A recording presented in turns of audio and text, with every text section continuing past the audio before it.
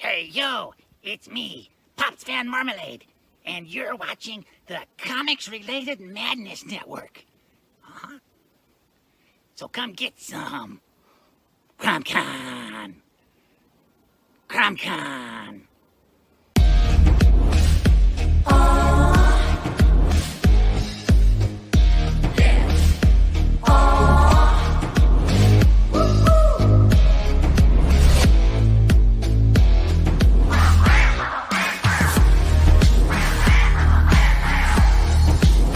Your favorite podcast, it's Critical Blast.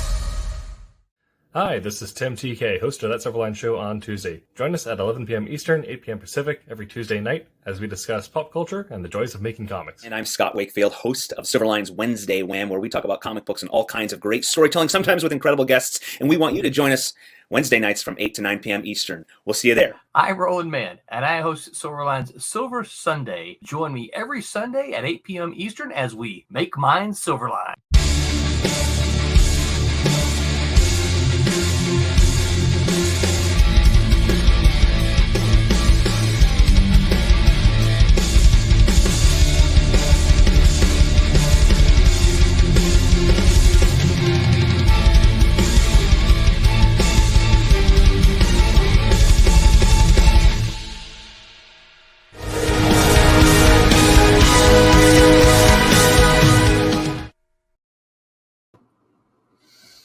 Hello, Internet, and hello, Vic. Welcome back. This is That Silverline Show on Tuesday with a brand new opening. Tim, you're famous. Apparently, yeah. But yeah, we are. That's Silverline Show on Tuesday. We're going to be talking about creating fantasy worlds in comics. So more discussion on world building and kind of topical, also following on our guest from last week. So yeah, but before we get into that, Jose, you didn't get a chance to catch up before the show. So how are you doing tonight? What are you working on? Tonight I'm working on a page from Obsoletes number 2. Okay, very cool. Anything fun recently that you got a chance to do, or any plans for the night after we stream? No, tonight's working. Okay. But we did okay, so for everyone that follows any of this stream knows that I play Ark, right? Mm-hmm. Ark Survival Evolved on the Xbox. And we went to a new server and we've been grinding on the new server to get the stuff you need to do the boss fights, right? Because let's face it, you play video games because you want to beat the boss fights. Oh, yeah. So we went and did a boss fight last week. Like, in fact, this week is Monday. It did not end well. Oh, no.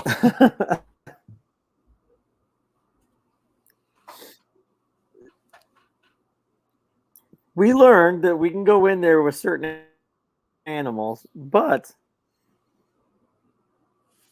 the boss has these giant tentacles that came out and kept slapping us. Oh, no. We were not prepared. That's all I'm saying. We were not prepared. Okay. Not as much as we thought we were. Right. I enjoy boss fights and an enjoyable fight. You know what I mean? An enjoyable scenario that is great. Yeah. So we had a good time. There you go. Yeah. Jose has been turning into Max Headroom a little bit. So. Oh, no. Sorry. That's all right. It's just the connectivity, I think. Yeah. I mean, no. Destiny is much of the same thing. You grind the game to fight the boss, and that's kind of the goal, is just going from whatever new boss they put into whatever new boss they put in. Right. Yeah. I did. I've been mainly focused on Destiny. I started playing a Warlock as like my main this season for the first time ever. Normally I'm a Titan main, but I started maining my Warlock because they have a new build that with Strand that does some super insane suspend stuff and gives them 92% armor with like pretty much most of their combat encounter. So it's it's been very silly. So now I'm grinding my warlock to get their strand up to snuff, so I can use them Nice. to do boss fights with them as well. And hopefully later this week I'll be able to stream some solo dungeons or something. Yeah. Okay. So we're going to be talking about Fantasy Worlds, the art of world building, specifically as it relates to fantasy. And of course, there'll be parallels and points where it ties into science fiction and even like historical, because everything has overlay. It's just the nature of being creative. That's But right. yeah. So I guess I'll open the first up question to you, Jose. Do you read a lot of fantasy comics, or I know you enjoy fantasy, but can you also speak to some of your experience reading, playing, watching, anything fantasy related? So the first comic book I ever read, I think I was like 7. I mean, reading is such a strong word in this story, but first comic I ever put my hands on, right, was my dad's Conan comics. And back in the day, Conan comic, I believe it came out from Marvel, but they were done in magazine format. So like comics are like what, 6x10. Something I think like that. roughly after trimming and everything is roughly about 6x10. Yeah. This was in magazine format, so it was like bigger. What was it? 9 by something, I think. But anyway, it was bigger, and I had found my dad's Conan comics underneath his bed, and I pulled them out. My dad lost me for like, I don't know, guess a couple hours, and I was sitting there just flipping like through all of them, just like going over all the artwork. Like I loved the old, the old Conan, the Hyborian stuff. But that was like my in on comics when I was younger, and so like Yeah. after that, it was mostly just fantasy stuff for me. Then I discovered the D&D cartoon back in like the early 90s, I think it was. Okay. It's like that like spawned on into like playing D&D, then it turned into role playing, like DMing D&D, and then working on fantasy. And then I got into westerns, and I love westerns. Like nothing is better than westerns, I'll be honest. Sci-fi's great. I love sci-fi. Fantasy is great, but man, give me a good freaking gunslinger story. I'm sold. Okay. So then you also find yourself liking Western hybrids. Like, have you gone through like Dark Tower or Firefly? Like Yes. Western fantasy or Western science fiction? Firefly was such a great combination of like Western space Western. I mean, I know Star Wars is basically the same thing, but Star Wars is basically what Space Samurai. It's yeah. I think George Lucas is very open about it being heavily inspired by Kurosawa films. Right. Yeah. So, when I actually watched Serenity, the movie Serenity, before, and I didn't even know it was a show. Interesting. Yeah. And then I went back. Then I found out, like, I did more research on it. I was like, man, why is this only one movie? Why can't this be more? And I went back and was like, oh, what is a show? Like, that's awesome. So I watched it. I watched all of it. It's so fantastic. Good. Yeah. Yes, sir. I kind of similarly, my first introduction to comics before getting into X-Force was the Prince Valiant. Nice. When that was cut up into strips and put in the Sunday Funnies. Sunday paper. So, and of course, being a kid, reading a graphic novel that was cut up like 5 years prior and then tried to make into a linear storyline, that was very confusing. But I liked it. You'll end up inking the Western comic. Well, I believe you've created one, haven't you? I did. I created a kind of like a Weird West Gothic Western. Yes. So then I got into X-Force and X-Men after that. But like my first novel series that I absolutely adored and read through multiple times was the also Dungeons & Dragons. It was the I actually have some of the additions to it. These aren't isn't original trilogy, but the Dragonlance series by Margaret West and Tracy Hickman. Yes. I picked up their sequel series, The War of What Souls. is that? Dragons of Fallen Sun? Dragons of Fallen Sun. So it did the War of Souls trilogy after the Dragonlance trilogy. So after I just want to put it out there. I don't have my glasses on, and I You saw still the recognize- color. yeah. I didn't even see the words. I saw the color. Yeah. Yeah, I cleared through the Chronicles series, Mhm. like the first 3 books. Oh I yeah. cleared through those in 4 days. Yeah. It's so Like, good. nonstop, in school, reading every chance I Yeah. could, walking wherever I walked to after school. Yeah. The story that Margaret Weiss and Tracy Hickman, like the world that they helped to create, you know what I mean, in regards to like the realm of Dragonlance, just was so appealing. And like across those 3 books, they traveled from like the plains to the deserts to, you know what I mean, the icy north, you know what I mean. Just it was such a phenomenal read. No. Yeah, that is so good. And then from that, I moved on to, of course, Lord of the Rings, best movie trilogy out there. But also did R.A. Salvatore's Drizzt series, which I'm still going back and reading through the additional 20 plus books that are in that. But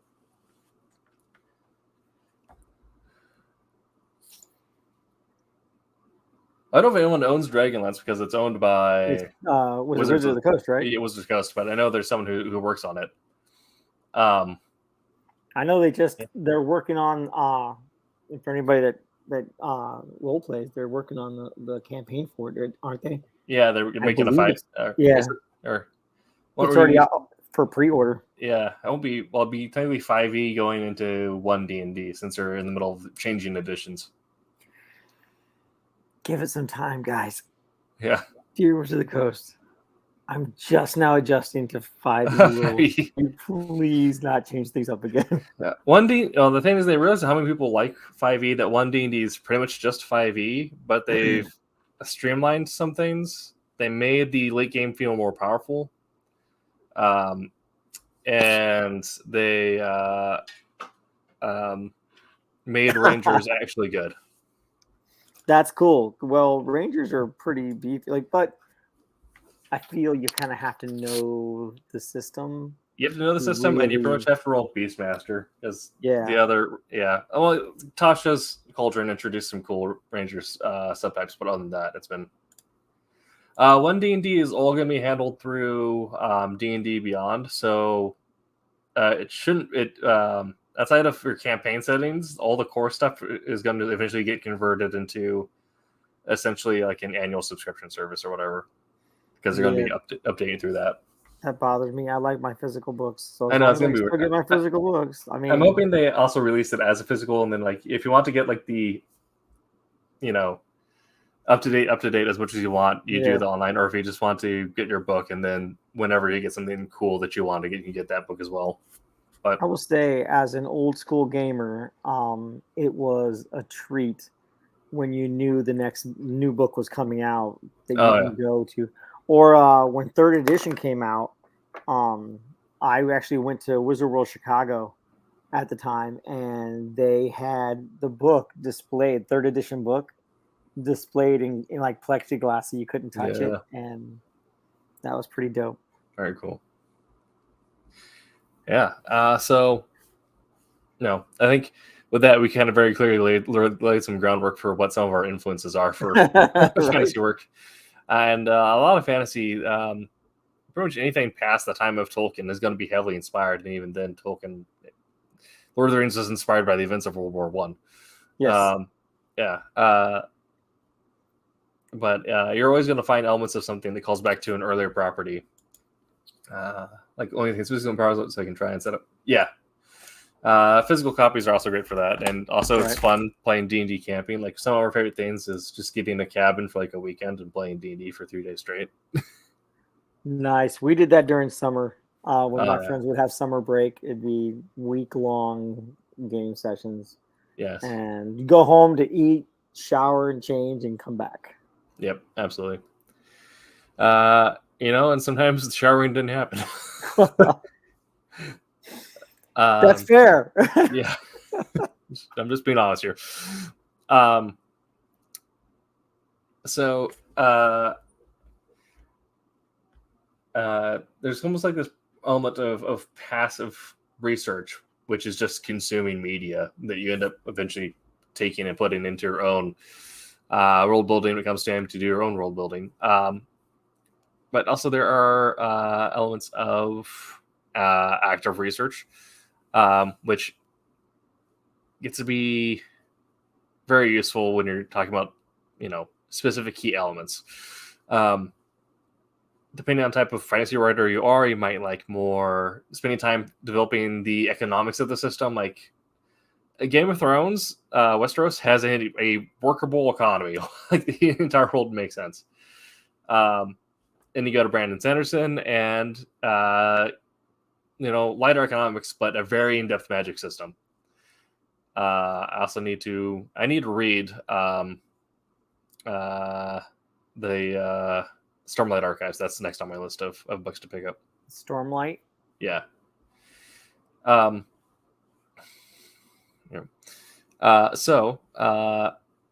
guess now I'll ask you, Jose. When creating your Weird West, and then any other times you've had to deal with fantasy, I know sometimes for like artists, you end up doing a little bit of research, which is finding like what the crap does the same look like in the wild.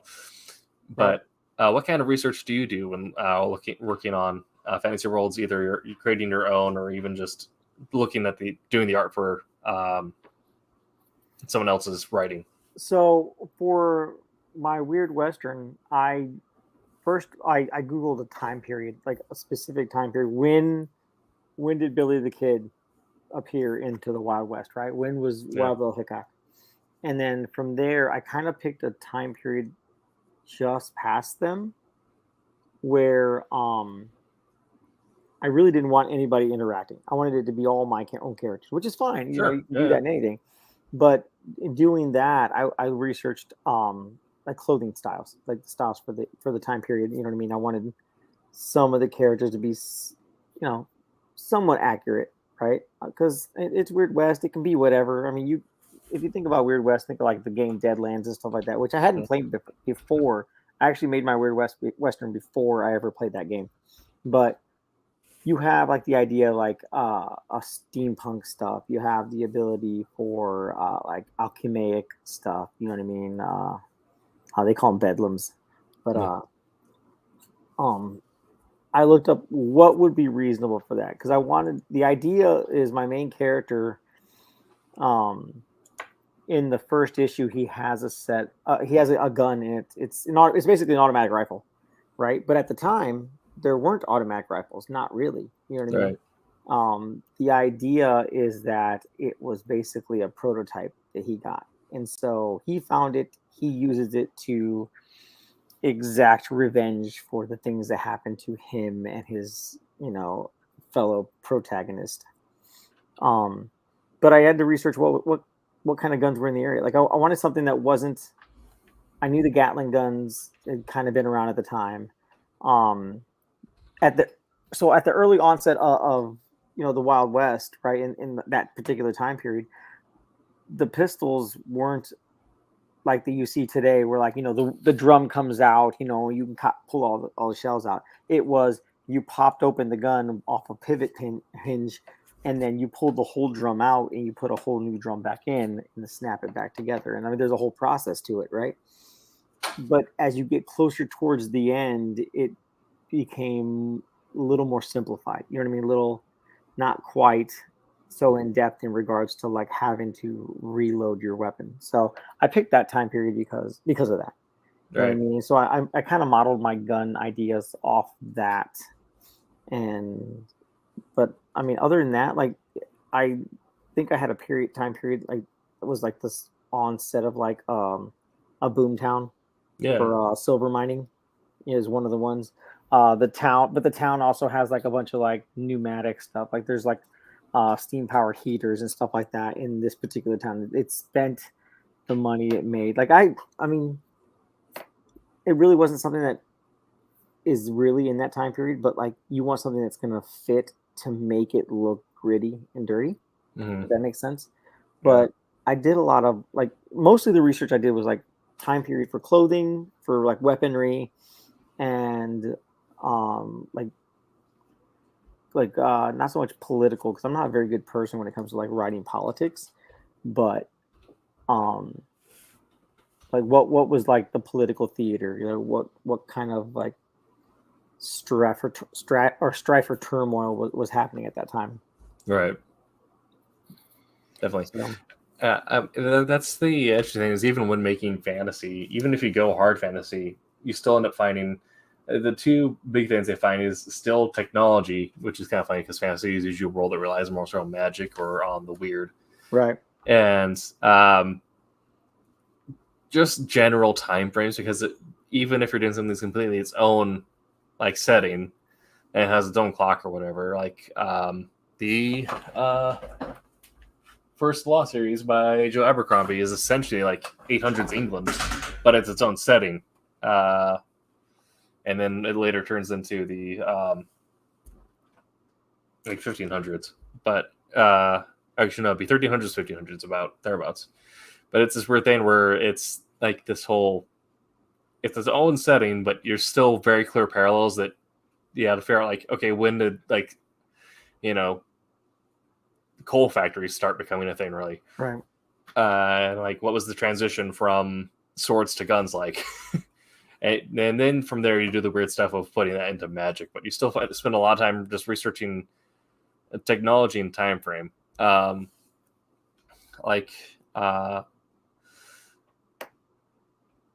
With making a space doing like a space opera, like Soul Ascendant, where it's the space travel is very much a minor part, but I still have to figure out what's a reasonable time frame based on best guesses now that we'd be able to, you know, colonize as far as Pluto. Right. And what kind of like travel speed is required in order to do that, so that way you can actually tell a story in a reasonable time frame, but not break the idea that, like, you know, faster than light isn't really real as far as we know. And then from there, I can explain away everything else with space gods and sun magic. Right. Well, I mean, you have to have a sense of reality, I guess. Everyone knows Westerns, right? Everyone knows cowboys, Indians, towns, you know, 12 o'clock showdowns, stuff like that.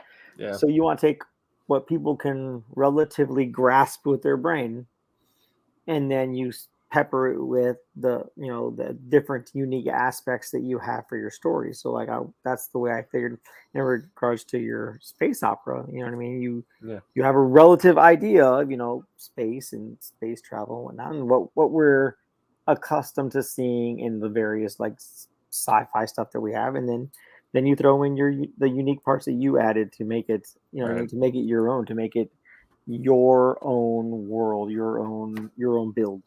Exactly. Yeah. And you're going to end up spending yourself reading a lot of Wikipedia is a good starting point, but from there you go to like the actual sources, and you're going to spend a lot of time for like even if you don't necessarily do the political side of things, you're still going to find like, okay, what would cause, you know, two kings to go to war with each other? Like, what things would happen there? Or we're going to be looking at you know, lumber economics of Germany in the year 900.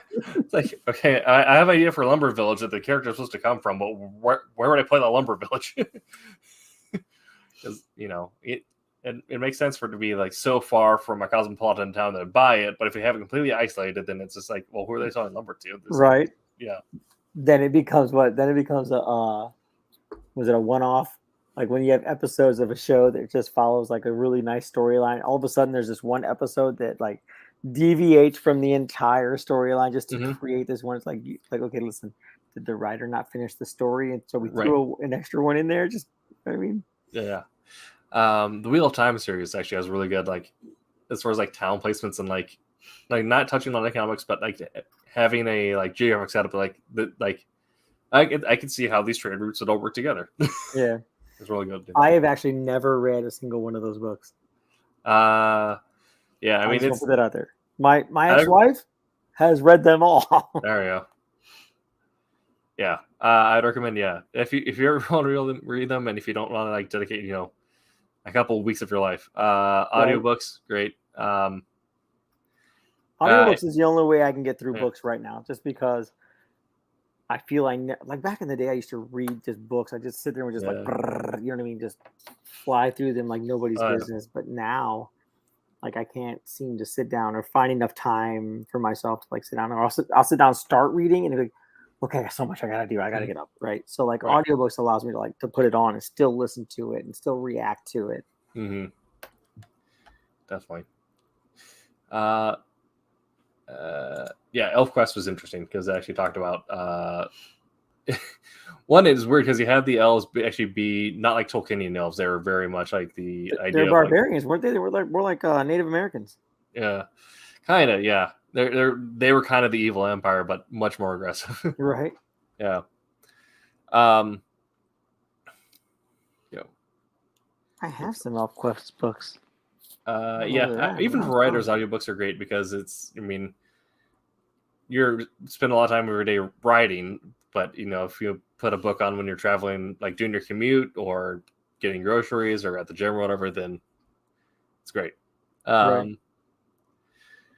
Okay. I like to when I worked on Dark Redemption. By the way, Dark Redemption is the name of my Western.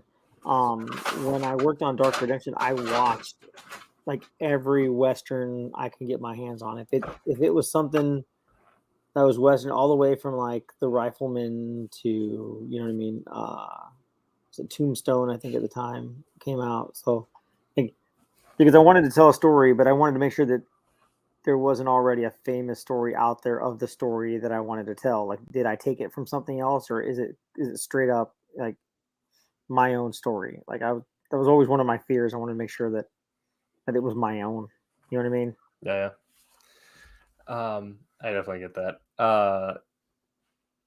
So kind of getting before we move on to the next note I have here. Have I told you about the Golgotha series? Golgotha? No.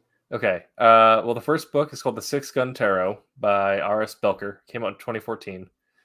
It is a weird Western set in Nevada, late 1800s, like after the Civil War. Okay. When like the railroad race is still going on, and and their parts of Nevada pretty much just like wild desert. Yeah. There's a small town called Golgotha, which is kind of turned into a hub of a bunch of outcasts in the paranormal in Western America.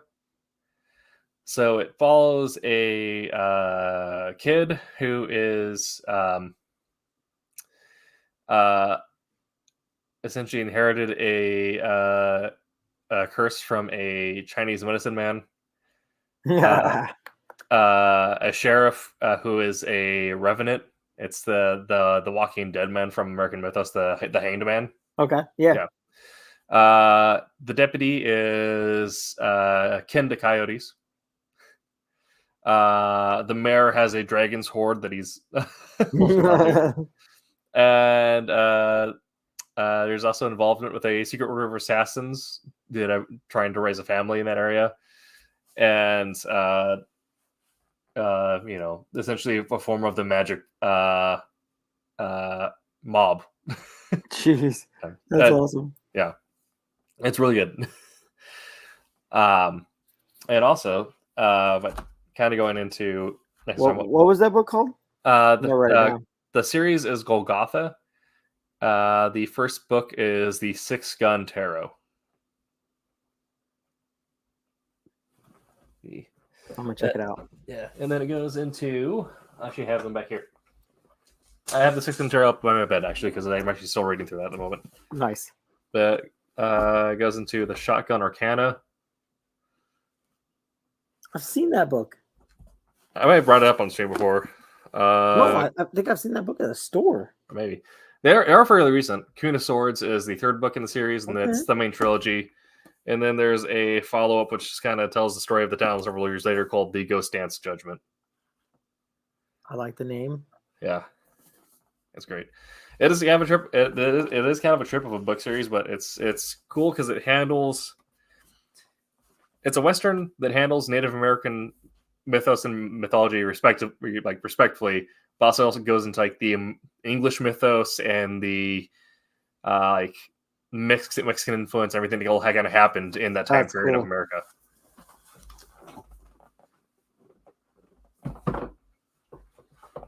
I'm gonna have to put that on my list. I'm working through the second book of the Forgotten Realms book of the Brimstone Angels. Oh yeah. A friend of mine told me about it, and I put him off for a while about it. I was like, sure. But I was like, okay, I'll read it. I'll listen to it. Yeah. And that's pretty good. Like some aspects of it I don't like, but like the interaction between the characters was really cool. Yeah, I've liked a lot of what's been going on with Forgotten Realms. I've kind of been more caught up in the fiction since what they did in fourth edition with the merging the planes and the changelands and all that. The Spell Plague? Yeah. Yeah. And so I've been reading. What's that small like inland sea that's in the Silver Marshes? That's the Sea of the Fallen Stars. Yeah, there's a book series that's following essentially a human spell sword who trained with the elves, ended up blowing his engagement by accidentally dishonoring an elven noble during a spell duel. Nice. So he lost his engagement, lost his station with the Elven Kingdoms, and is now dealing with the after effects of the spell plague in the trade towns around the Sea of Fallen Stars. That's cool. I like the older books before fourth edition. Like if anybody knows, like if you follow like Forgotten Realms or Dragonlance books and whatnot, they coincide the stories and whatnot coincide with the change of editions with the role playing books. Yeah. Right. But like the old was it I kind of half read the first I read the first book and the second half of the Mazteca series. Oh yeah, Azteca trilogy because it was all about like an Aztec Mayan type group of people in Chult? Yes, that's ever cool. Actually, I kind of like that they brought back Eberron as well because Eberron I thought had some really cool fiction in it. Yeah. Let's see there. Read through Impulse series and Trumps, and they got to read Arrow Realm comics. Yeah, that's fair. Anyway, so what I kind of mentioned several times in our last note there was in a lot of research, you're going to be doing a lot of thinking about systems, whether that's political systems, economic systems, your technology system, or your magic system. Yeah. The thing that I find makes world building in fantastical settings all the more believable is building good systems. Even though you may not think that you natively think in systems, but humans just kind of do. And there's ways you can develop a better understanding of that. There's a book called Thinking in Systems, which I highly recommend. But when you're world building, a lot of times you're going to be spending time building out the systems of the world. So that way, it also makes your job a lot easier as the creator, because if you have the system in place, you can just kind of plug and play what you need where you need it. We're like, I already know that this town does X, Y, and Z. So if I need to do, create something else on the outskirt, I know what they need essentially. Like, I know this is a cultural hub. So it makes sense that if I want to create another town out here, it'd probably be their food production. It'd be the small farming outcropping. What is their connection with the primary town? What is what I mean? I like to do, and this is because I used to play. Was it Age of Empires? Oh yeah. And there was another game, but yeah, what was their major exports? What was their imports? Yeah. You know what I mean? what did you send off to do this? And I mean, I know that it's funny enough, like that doesn't necessarily tie in with the Age of Empires game now, but Right. But it definitely made sense, like back in the day, like yeah, Civilization. it made me think about that. You know what I Yeah. mean? It gave me that thought. Yeah, definitely. And that's, not just for towns, but also we're looking at, overall grander kingdoms, like, like if both of these, neighboring kingdoms deal in this rare ore, then they're probably going to, like a resource war makes like good conflict essentially that makes sense for them. If you're looking at the technology of it, like if you're looking like, oh, well, the setting, I want them to be more like highly advanced steam work. So, from steam trains, what would that look like, in terms of high powered weapons based on steam or steam based airships, all this other stuff. Right. And also with magic, when you're looking at, you can have loose magic systems or hard magic systems. Like I said earlier, Brandon Sanderson has really good hard magic systems, but even just like a loose system where you like looking at, like Lord of the Rings always kind of gets some flack for having no magic system, but it does in that it's, well, you have to look at their connection to the mithril, or how old their blood was. I forgot the name of like the firstborn essentially, but how far removed they are from that.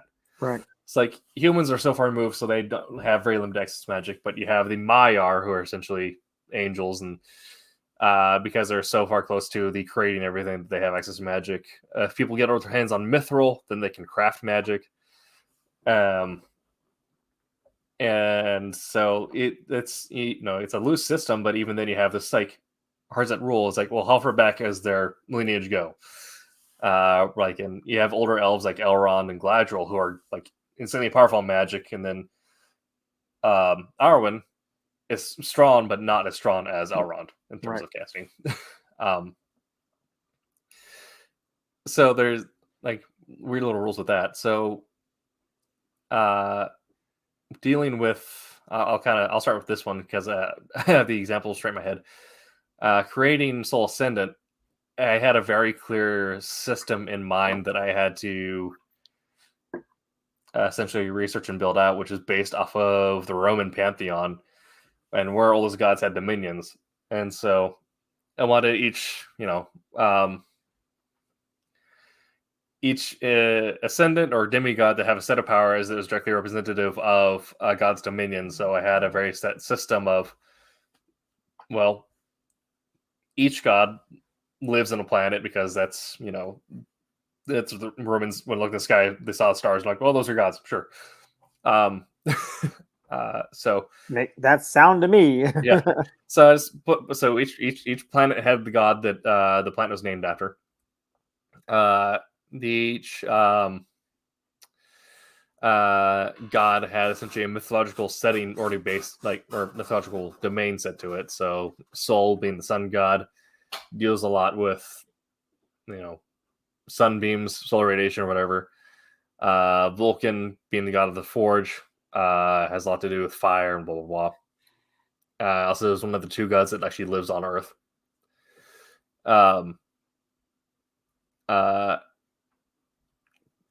And then, dealing with the idea of Romans being highly legalistic, love their systems as well. So the idea of each god having their set domain where they could only access, unless you're Jupiter, in which case you can kind of have a little more free reign because you're the emperor, but each one can only do stuff in relation to the people on their planet. So I looked at like Roman legal systems, what were like these ideas that they had, like what kind of laws they're called or what they're based off of. So, an idea of building rules of domain and where each god would draw its power from and what that would look like, how each god is always presented. And so even though, I have a story that's a bunch of overpowered space gods doing overpowered space god stuff, there is a clear set of rules, and it kind of have a tongue-in-cheek moment where they have a Senate meeting saying like, well, you can't space god in this way because space gods don't space god that way. And kind of acknowledging the system at the front of that. But, and those moments are writing those moments is also good for building out your systems.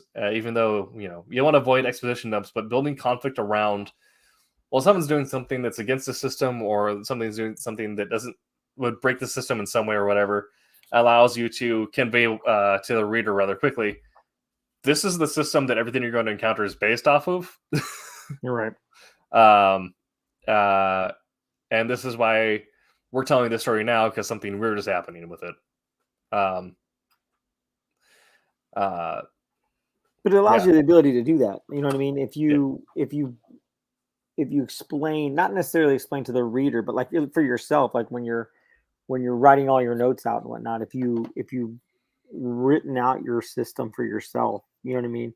Yeah. Then you can easily, if you have to explain something, then you already have it. You don't have to be like, how do I explain this? Well, you've already done it. You just need to put even a part of said explanation into the scenario, and it's basically, like you said, plug and play.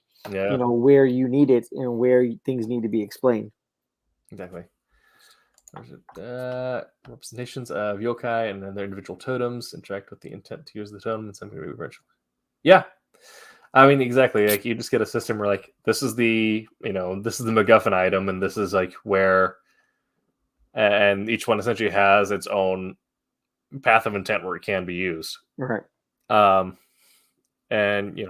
very simple things like that, but even just creating things like that, because things in our own life as people, we operate in set structures, like or set systems, like that when you have a tool, it's going to do that job. It's not going to magically be able to do something else unless you get modified or whatever. So essentially what you're doing is you're creating a new set of tools that only exist in this universe, and then you have to the same idea is that you're just explaining what these new tools do. Right.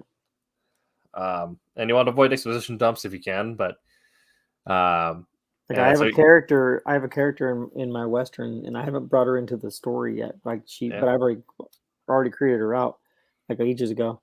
And she's basically semi-stereotype Haitian voodoo shaman. And I had to explain, because I wanted to throw kind of zombies into a particular issue. Right. And the way my system for that worked out is that they're not, it's not zombies. You're not actual undead walking and whatnot. But the entire town is chasing after my main protagonist, and his female girl with him. Yeah. And the way I explained that was that in the middle of the night, she poisoned their water supply so that it made them susceptible, like basically made them zombie-esque to her, to her commands and stuff like that. You know what I mean? Okay. Yeah. I rationalized it out because I am not, as much as I like role playing and whatnot, I am not one for like magic stuff. You know what I mean? Sure. The idea of entertaining that. But when it comes to writing a story, you know what I mean? I can write it and rationalize it out because then it makes sense to me. Yeah. And I like the idea that things like that aren't supernatural. It has a real life explanation. Right. Yeah. Definitely get that. Yeah. Let's see. I just recently saw a video on Vanity Fair where they're talking about building worlds with vampires, and how at the time there was when Bram Stoker was writing Dracula's, that there actually was like forms of there is a form of a line of science and a line of research done on creatures they thought were vampires, because it was still being passed down in a form of folk mythology that there were people who would come out at night and they lived off drinking blood, and based off of essentially that was their way of trying to rationalize weird things that they had seen at night. But when you're looking at this whole thing where like Vlad Dracul, the guy in was it Hungary? Eastern Europe, Hungary, Georgia area, who had essentially impaled a bunch of Ottomans. Hungary, right? Yeah. it impaled a bunch of Ottomans, and Right. it was known for being a recluse in this castle, only coming out at night and not keeping much company. It's very clear to see how they would extrapolate that into building the idea that this person is a vampire. There. I keep my mysticism and stuff. I don't care about science, to be honest. I mean, that's fair. I mean, that's essentially sticking with fantasy as opposed to science fiction. But even then, you still have to find ways to explain the little bits of science that you have in your fantasy, like we were talking about earlier. Kind of interesting.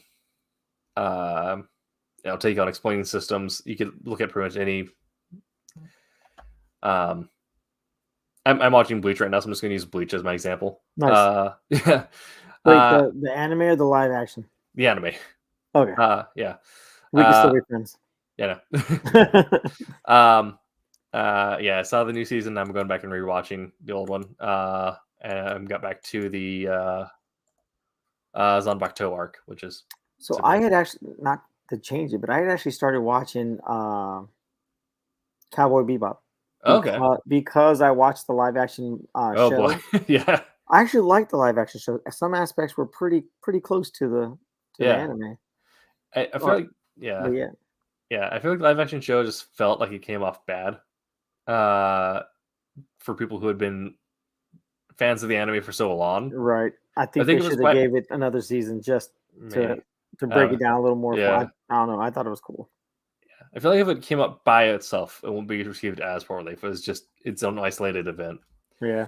But the moment where at the start of Bleach, Rukia, very quickly is like, "Hey, I can't fight this dude. You can see me, so I'm going to do this thing to you." And it's and it essentially explains the whole Storyper dynamic in about 5 lines of dialogue.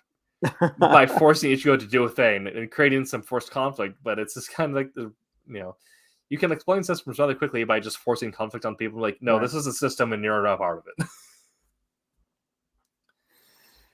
So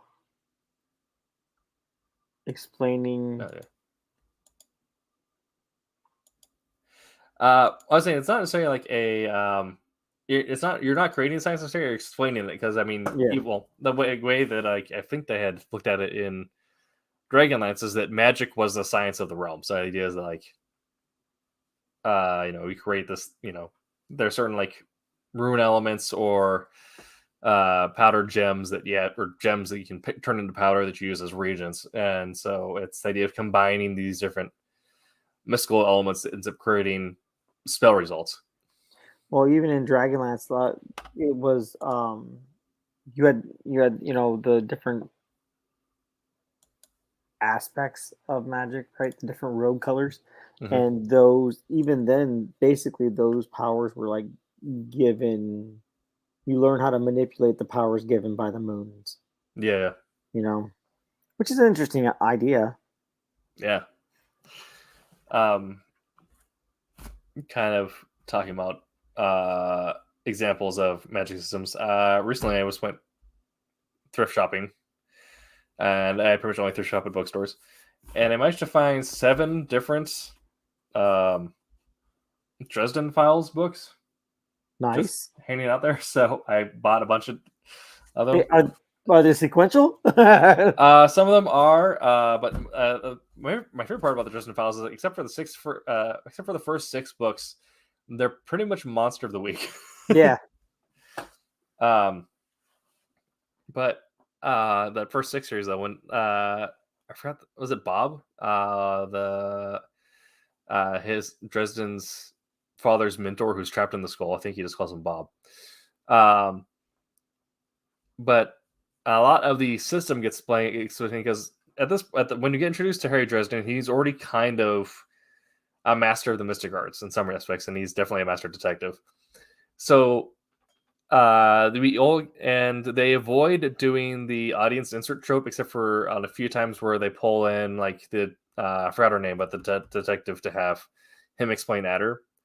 But for the most part, we get the systems of the series we get explained when he is having either arguments or sidebar discussions with Bob saying like, well, this spell works on this, but we need to find a way to transmute it to work on this. Right. Do you have any? So you get this very natural discussion of the system and these and how it works by giving these little sidebars where it's people hashing out how do we modify a spell essentially to work on something new, or how do we combine these different elements to do something. I'm not that good at that. I'll be honest. Writing that out, like I'll have my my notes set up, but then if I get going and like, oh man, I did lose track of where I was compared to what I had written down. I kind of deviated. So like being able to go back and do like Dresden did with Bob, you know what I mean? Be able to hash those out. So it's instead of going to the reader saying, listen, this is why we're doing this because this is how we're explaining it. You're explaining in game in the particular scene. Yeah. There's a lot of like I feel like it was early 90s late 90s, early 2000s. They had a lot of issues of X-Men that Beast did that. Yes. You know what I mean? Where Beast had to explain every single bit of technology to so that the reader understood why this was able to be manipulated here and there. Yeah. I need to have more forethought when I write. That's all I'm saying. I think you can even get away with like essentially as long as you take a note of what you wrote in the moment. But if you like are creating something new and you have a moment where you create essentially two different things to create a third new thing, as long as you keep those things like on notes somewhere. So like if I heard like, there's saying like, well, we got a skinwalker problem. So we have to, but I know this thing works on Wendigos, and I know this thing works on Palemen. What can we do that like crosses line between the two? Right. So like you can create entirely new things for both those, and by just saying like, well, these work for these guys, but they don't work for the specific problem. They're trying to buy in already like, oh, okay, so they already have like a system in place that like, they've already proven works in the past, but they're creating something new. You're not creating the silver bullet out of nothing. You're right. You get, but I feel like that's why Forge ended up blowing up in X-Force shortly thereafter, is because his whole thing was, I don't know why it works, it just does. Right. Like I just make it happen. Yeah. Such a great character. I'm not even gonna lie. This is great, yeah.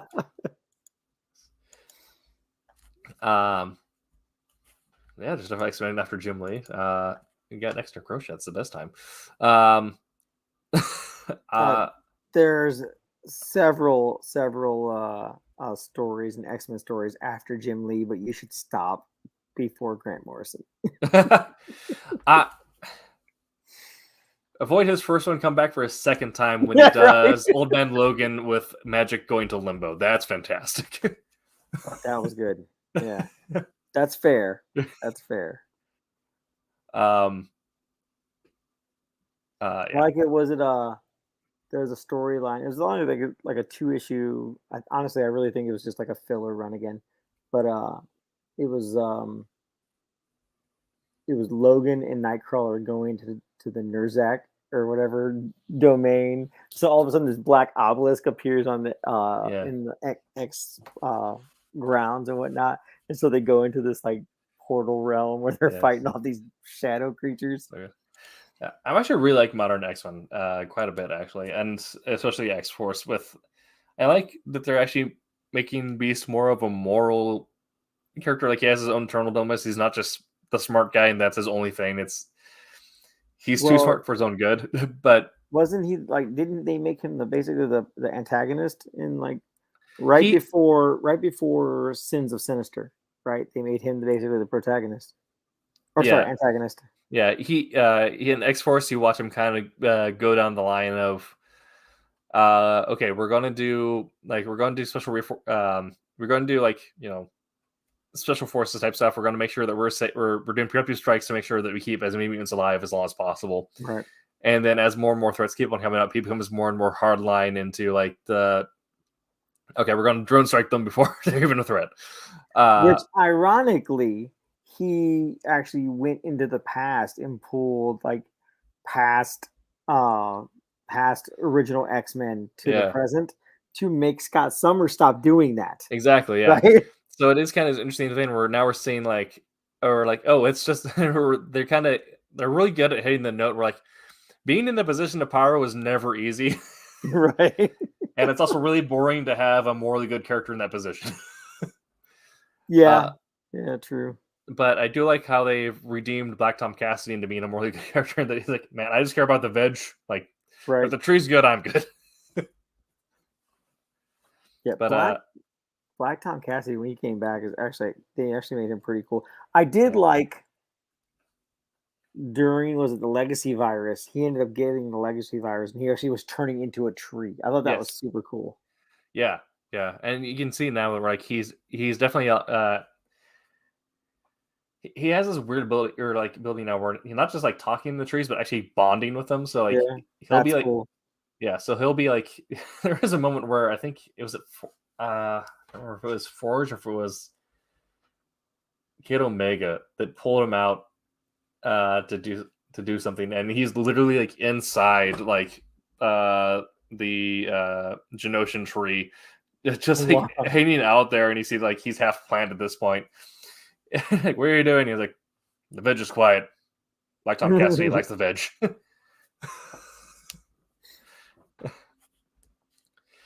Really? I mean, we got to be honest about our influences because you know, it becomes very clear. Like even reading, the script of what's it called? What's my book called? Soul Ascendant. You can definitely see like, oh, this is Destiny, this is X-Men, this is blah, this is blah. Right. Yeah.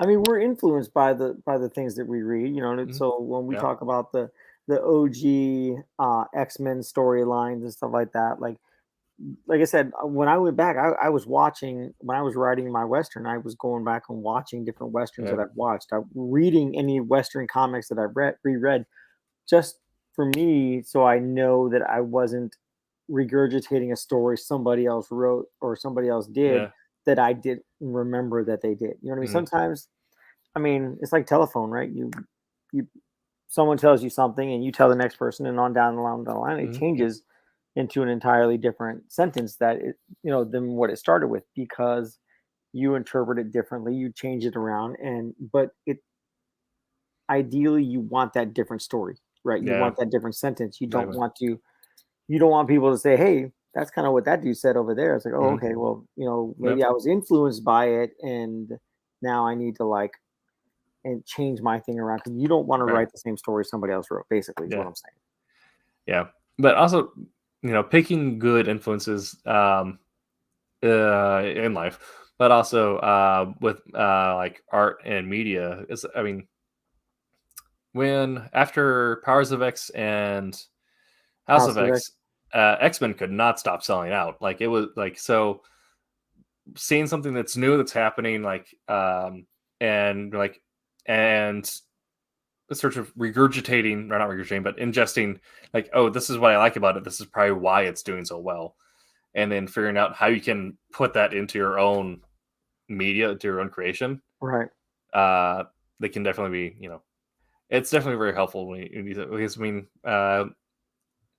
looking if you go and watch John Wick movies now and then go back 20 years and watch a John Woo movie, you can see where they stole the stuff that made John Woo successful.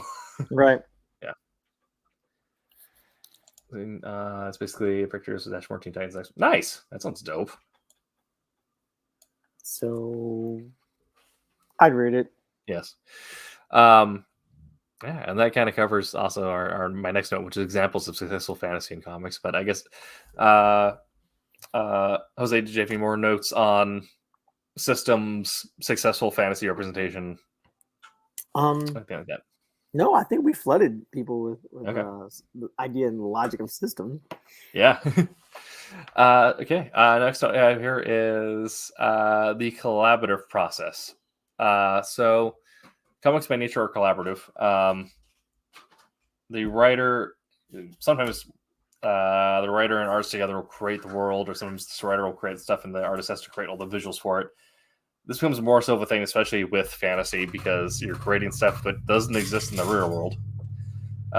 So, it feels weird if my artist like a panel description that says, like XX god of whatever throws a like flaming spear through the heart of like a techno zombie. But then you get to the process of creating fantasy, which is, as the writer, you're creating a lot of the systems and the plot of stuff. And the artist is creating its visual description and its visual presence of the world. And sometimes even then, the artist will influence what the systems are with how they design stuff. And so if you're creating your own comic from start to finish, it becomes fully on you. But there is a weird process and balance to both parties working together and all that. So I don't know if you had anything you want to speak to that, Jose. From an artist point of view, I want you to specifically explain everything out so I don't have to do any thinking. No, just kidding. I think because I feel the writer has an idea in his mind, like say he's writing, a space opera, right? He has a vision in his mind of how he wants things laid out, how like say spaceships or armor, weaponry of some sort, right? The artist is going to see what is written or whatever murder board pages the writer sends him, right? And then he's going to interpret that how he wants. But that might not always work out. Like when Aaron was penciling Obsoletes, right? First issue Obsoletes, and he sent me the pages and we're going over them, and I had to ask, I was like, so if nobody else knows Obsoletes is about like these three characters that were put in cryo sleep and accidentally slept for like 20 years. Right? So the world, like the place that they're from, the planet that they go to get their jobs and whatnot changed. So like everything on like the wild planet is very jagged. Like even the creatures are very like their carapaces and whatnot are very jagged and everything. But everything on the civilized world is smooth, even to the point where the buildings are all like rounded and smooth. The ships that are flying over, they're a little more smooth than like the ships that the three people have. You know what I mean? That but like I asked to verify. You know what I mean? Hey, is this meant to look like this? Is this meant to be smoother? You know what I mean? When it comes to working with a writer, like you want to know, hey, when you're talking about spaceships, you know what I mean? Are we thinking something like Star Wars where everything is built for function, or are we thinking like what was it, like New Hope? You know what I mean? The first trilogy where everything is built for function, or are we thinking like prequel where things are built for fashion? Yeah. Right? Because that's kind of how they were. Like in the prequels, the ships were built more for fashion. They were sleek. They were slim. Yeah. You mean like lots of curved edges and whatnot. But like in New Hope and Empire Strikes Back and whatnot, everything is very like unfinished. It's almost like even the Star Destroyers doesn't look like they have plating that makes them all sleek and whatnot. Everything you can see exposed cables, exposed on the Millennium Falcon, you can see exposed cables and whatnot. Yeah. So I think like you as a writer, or sorry, as an artist, you definitely want to be able to like feedback back and forth, like brainstorm back and forth with the writer, so that you can, so that you can both like create the image, the art for the comic that is going to make both of you happy, and both be proud of what you're putting out. Definitely. A long way to say collaboration is important. Yes. Yeah. As a writer, the first thing that I always give my artist, even if I'm doing something that's like historical, like with Wolf Hunter did it, is it not really story bible, but I give them a setting primer where I have listed out all the major characters and their physical descriptions. I also include some of their emotional descriptions like their character spine, because sometimes an artist wants to know what their demeanor is or how they pose them. See, and that's important too. Yeah. Like, if you don't know how a character is supposed to act, I mean, if you draw him out, you might not be drawing him out to have that same, like, say, it's supposed to look like, Captain Jack Sparrow, right? If you don't draw him to be like, kind of swaggerish and like, you know what I mean, Yeah. just smooth and whatnot, then you're going to draw them to, if you draw them, decide to draw him to looking like all stiff like a British admiral. You know what I mean? It's not gonna play right to the story that the writers created, right? You have to like know how they act. What are their, do they have more of an attitude? Are they grumpy all the time? You know what I mean? Are they optimistic? Like, these are things that as a artist that you want to know, so that you can get a feel for the particular character's emote, so that you can, you know what I mean, gesture their faces accordingly. Definitely. And for like also include things on like key technology, key vehicles, or things we're going to be interacting with. And even though we don't necessarily do it so much with comics, I definitely recommend taking some time to get comfortable painting word pictures as if it were a novel, just for those descriptions, because that's going to be how, like, Jose said, jokingly, just describe everything so he doesn't need to think. But you do want to describe as much as you can, so it's as close to that, because, of course, the artist has to still interpret that because they're the one creating the actual art for it. But you have to, essentially create that word picture, so that way it's as clear as possible going from your brain to your artist. And then there's probably still going to be questions after that point, so be very open and receptive to any questions going back at you. Because it's not like you did a bad job describing stuff. It's just that you're creating something new between the two of you, and so I have to figure out, well, how, if we're going to make a physical representation of this, how to put this in the world. Plus, the artist has to draw it. Yeah. So one of the things Aaron said was, had I realized I was going to be drawing these characters as often as I did, I wouldn't have drawn Brack to have so much armor on. Oh yeah. She's got these big bulky gauntlets, and like I had to keep flipping back to make sure that I wouldn't forget something on their armor. Oh yeah. Well, half for the visual effect of making it more menacing, but also half because I thought it'd be kind of funny to make it easier for the artists. In Soul Ascendant, there are essentially it's a form of space zombie where in the far future, people are implanted because that's what you do when you have the ability to get like medical implants or stuff that just have whatever built into you. But there was one planet where something spoilery happened and ended up causing an infection to spread in these implants, and ended up causing a bunch of people to develop a form of essentially implant-driven space zombieism. Did you just say spoilery? Spoiler, yes. Something that gets revealed in the last issue. Right. So yes, we do find out.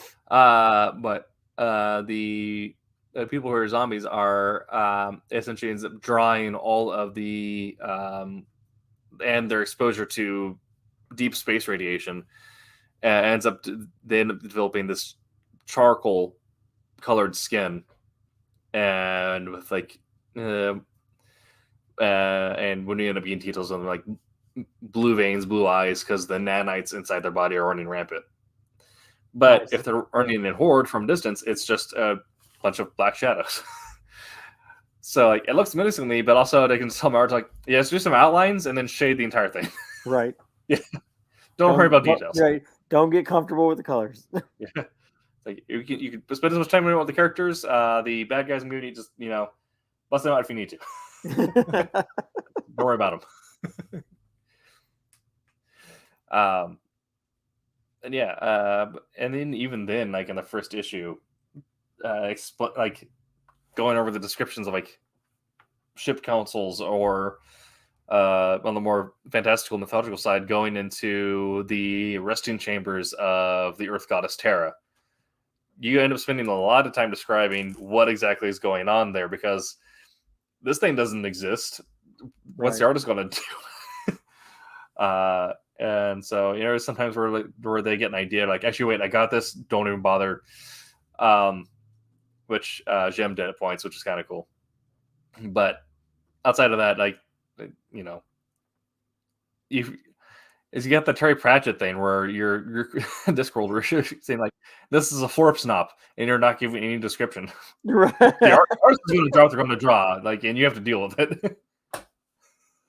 Like, yeah. Oh, and you better be afraid. I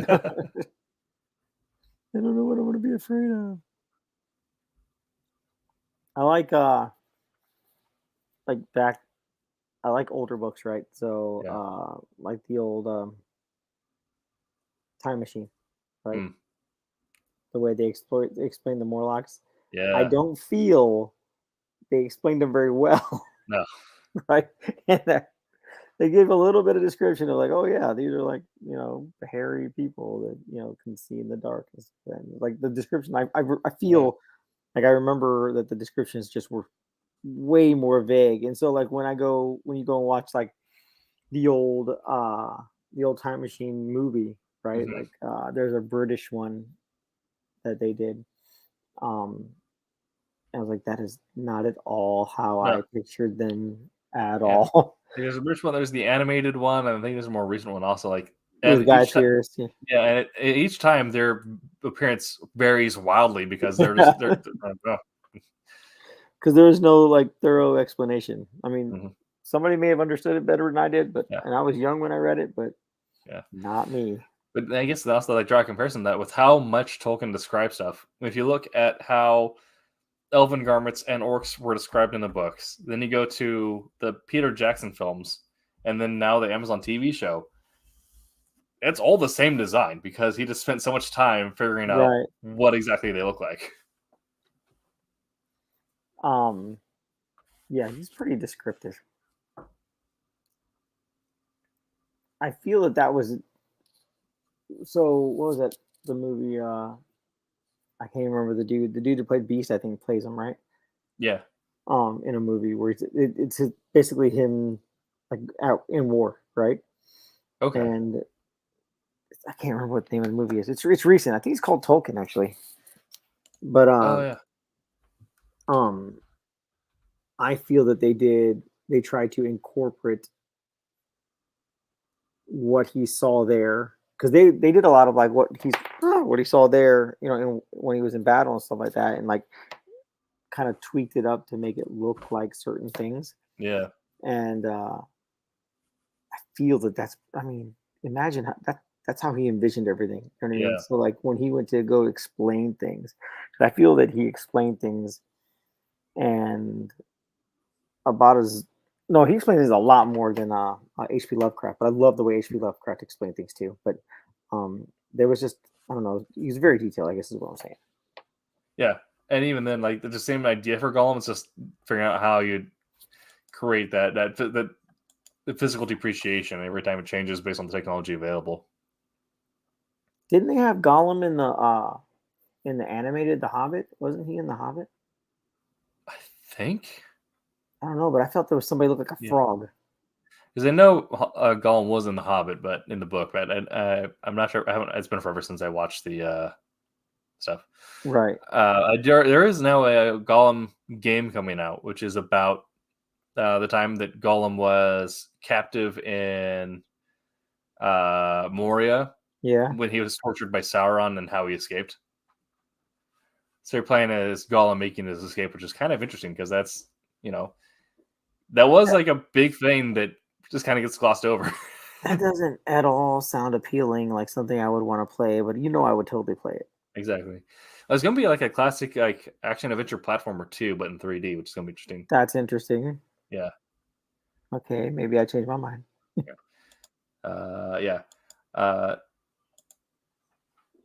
Yeah, he's a frog. Yeah, right? Okay. It wasn't just me. I'll be honest, the animated one did not make any sense to me, but I didn't know anything about the books before I watched it. Yeah. Like I'm fairly new when it comes to like knowing about the Lord of the Rings stuff. I didn't actually read any of the books before.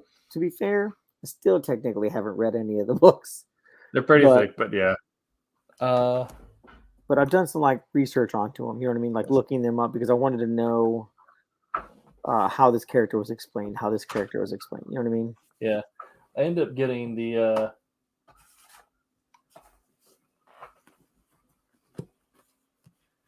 my friend. Yeah, I ended up getting the first adaptation after they got made to film. I got that entire series just Oh, cool. all set in Cybercore.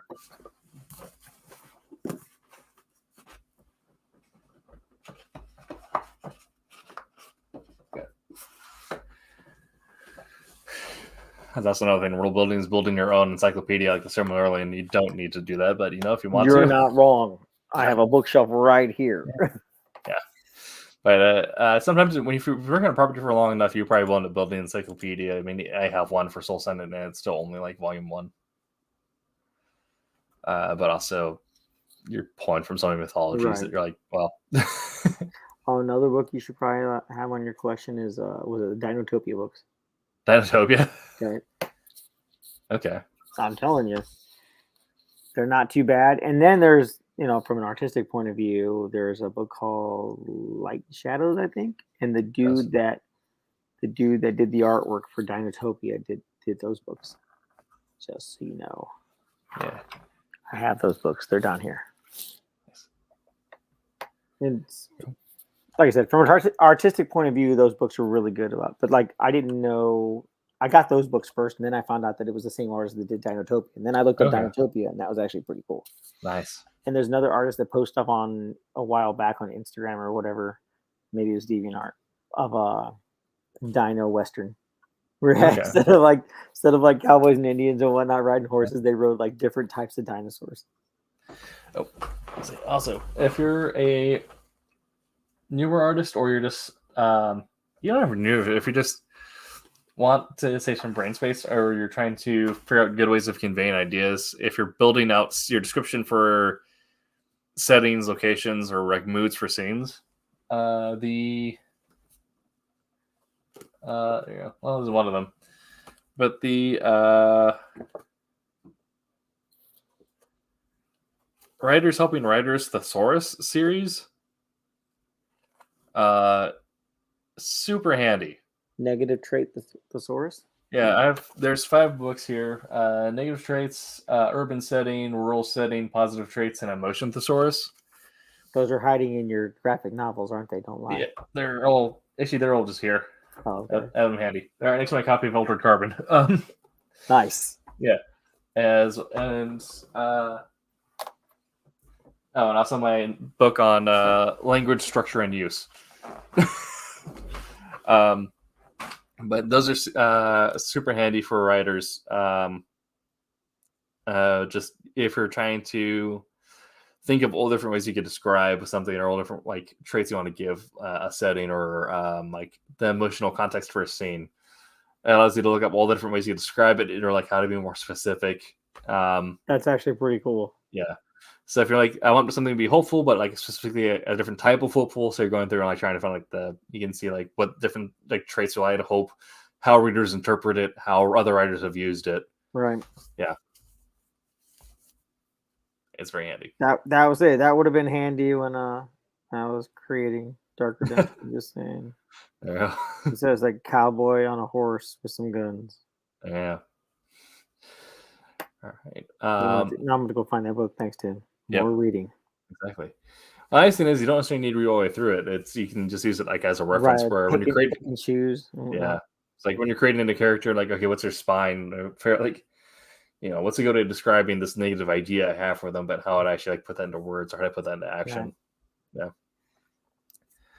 And also, it's super handy if you're dealing with something that you may not be the most experienced with yourself. Like if you like want to give someone like an aggressive tick, and if you don't necessarily have any of those yourself, it'll show like different ways that aggressive ticks present themselves. And I'll give you like a list of all those different things. That's cool. Yeah. Yeah, that is definitely like. I think we all have like different aspects when it comes to like writing our stories. Like one of my main antagonist, like the main bad guy in my Western, you know what I mean? He's like logical to almost to a fault, you know what I mean? Yeah. Like everything has to fall in line, and that's like one of his major weaknesses is that everything has to fall in line. When it doesn't, he doesn't necessarily like go like ape crap crazy on and whatnot, but like he deals with it with like almost like a almost like a robotic like sense, you know what I mean, of logic. Like, listen, you've done this wrong. Mm-hmm. That's like that means you failed. You can't ever fix it because you've already failed once. Yeah. Logically, you're going to fail again, so I might as well get rid of you.